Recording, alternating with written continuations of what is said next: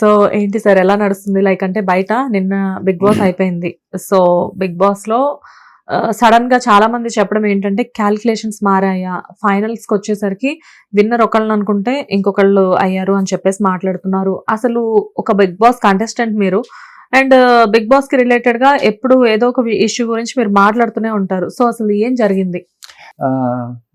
ఇందులో కొంతమంది మొత్తం వచ్చిన కంటెస్టెంట్స్ లో నిజంగానే విన్నర్ అయ్యే పొటెన్షియల్ ఉన్న వాళ్ళు వీళ్ళిద్దరు కాకుండా తనుజ అండ్ కళ్యాణ్ కాకుండా ఇంకా బెటర్ దమ్మున్న క్యాండిడేట్స్ ఉన్నారు. నిజం చెప్పాలంటే వీళ్ళకన్నా టాలెంటెడ్ వాళ్ళు. ఒకడు ఇమాన్యుల్, ఇంకొకళ్ళు డిమాన్ పవన్, ఇంకా భరణి గారు కూడా కొంచెం అదే కోవలో వస్తారు. అమ్మాయి శ్రీజ కూడా, mask man Harish, I don't know ఇంకా నాకు తక్కువ గుర్తురాట్లేదు, బట్ తక్కువ నాకు గుర్తు చెప్పారు.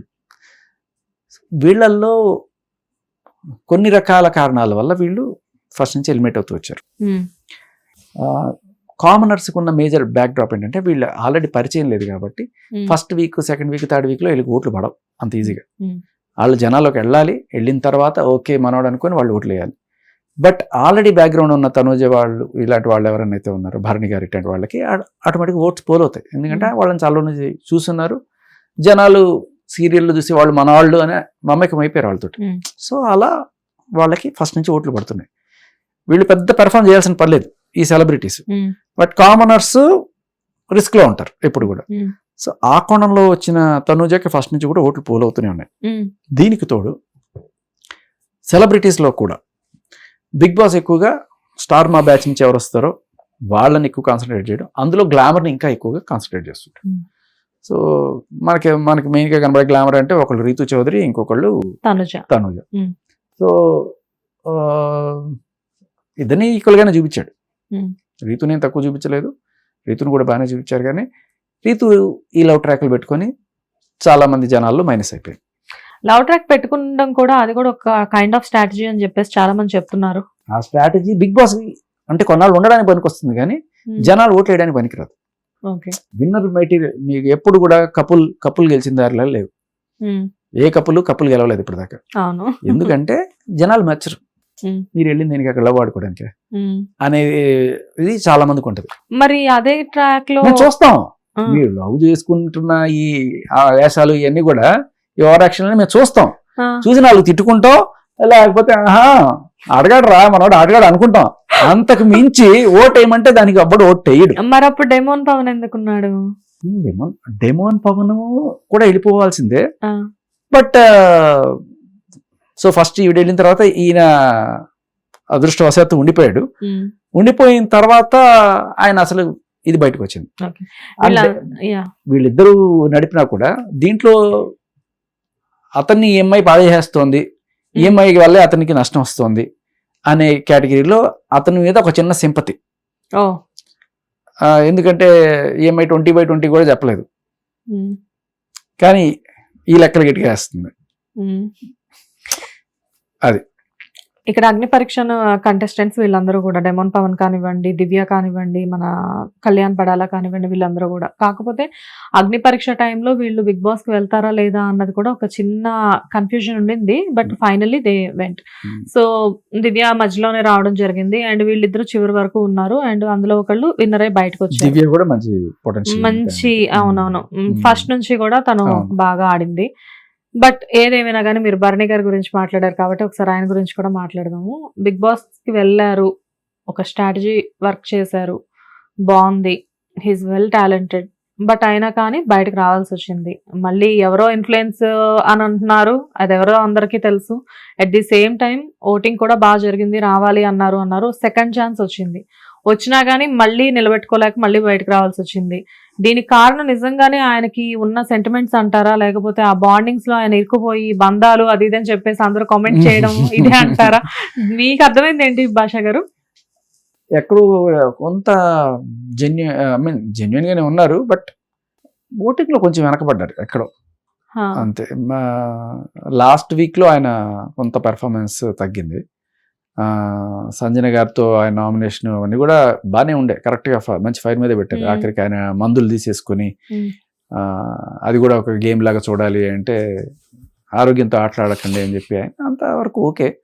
బట్ సంహౌ ఆయన ఉండుండొచ్చు టాప్ 5లో. బట్ ఆయన ఉండాల్సిన పొజిషన్ లో రీతు వచ్చింది యాక్చువల్గా చెప్పాలంటే. బట్ రీతు కూడా నిలబడలేకపోయింది. రీతు కూడా బయటకు అదే రావాలి. బర్నీ వచ్చింటే గట్టి నిలబడే వాళ్ళని నా డౌట్. అవునా? ఓకే. అండ్ అయితే ఇక్కడ మొత్తానికి ఏంటంటే చాలా మందికి ఫేవరెట్ కంటెస్టెంట్స్ చాలా మంది ఉంటారు. ఇప్పుడు బిగినింగ్ నుంచి కూడా నాకు ఎమాన్యుల్ లైక్ అంటే తన ఎంటర్టైన్మెంట్ అంటే చాలా ఇష్టం. అంటే మొదటి నుంచి కూడా తనుజ నడుం గిల్లకు అన్న దగ్గర నుంచి కూడా తను ఎవ్రీడే తనది ఒక కైండ్ ఆఫ్ ఎంటర్టైన్మెంట్. సో చాలా మంది ఇమాన్యుల్ గెలవాలి అనుకున్న వాళ్ళు ఉన్నారు. సో లాస్ట్ వరకు ఇమాన్యుల్ ఉన్నారు. అండ్ సుమన్ శెట్టి కానివ్వండి, సుమన్ శెట్టి మీద పీపుల్ అందరికి తెలియని ఒక సింపతి. ఎందుకు ఆ సింపతి? ఆనెస్ట్, జెన్యూన్, ఇన్నోసెంట్ ఆ కేటగిరీలో అతనిని పంపించే బుద్ధి కాదు. సో ఆ రకంగా అతనికి ఓటు పడ్డాయి. ఓకే. సో పీపుల్ ఆ సింపతి వల్ల ఆయన అన్ని రోజులు అక్కడ ఉండడం జరిగింది అంటారా? ఖచ్చితంగా. అరే అమాయకుడురా, ఏం తెలియదురా, ఇట్లాంటి వాళ్ళు కూడా ఉండకపోతే ఎట్లా, ఇట్లాంటి వాళ్ళకి న్యాయం జరగాలి అనే కేటగిరీ. ఓకే.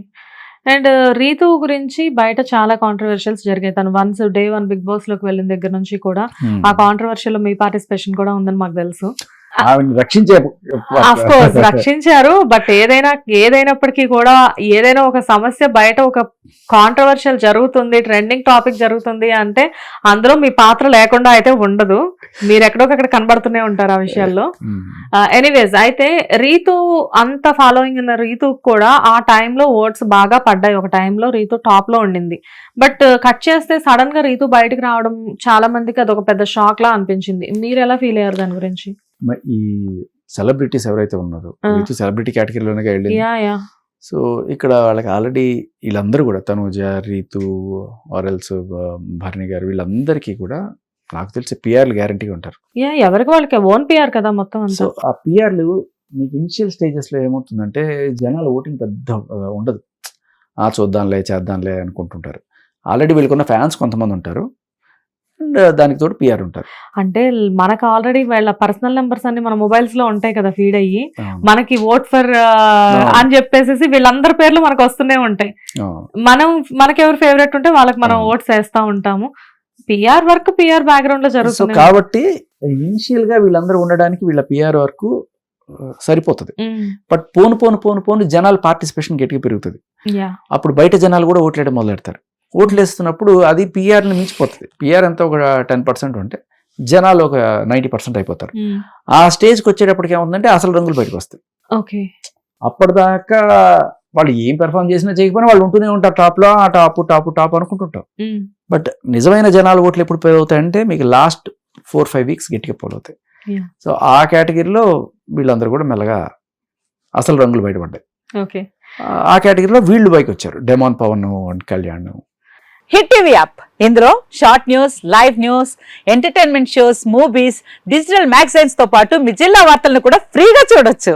ఇంకెందుకు ఆలస్యం, వెంటనే హిట్ టీవీ యాప్ ని డౌన్లోడ్ చేసుకుని ఫ్రీగా ఎంటర్టైన్మెంట్ పొందండి. Hit TV app, hit TV app, please download hit TV app. Hit TV app ని ఫ్రీగా డౌన్లోడ్ చేసుకుని ఎంజాయ్ చేయండి. మీకు నచ్చిన ఎంటర్టైన్మెంట్ కోసం హిట్ టీవీ యాప్ ని ఫ్రీగా డౌన్లోడ్ చేసుకుని ఎంజాయ్ చేయండి. హిట్ టీవీ యాప్ ని డౌన్లోడ్ చేసుకుని ఆస్వాదించండి, ఆశీర్వదించండి. ఇంతమంది సెలబ్రిటీలు హిట్ టీవీ యాప్ ని డౌన్లోడ్ చేసుకోండి అని చెప్తున్నారంటే ఎంత మంచి యాప్ ఆలోచించండి.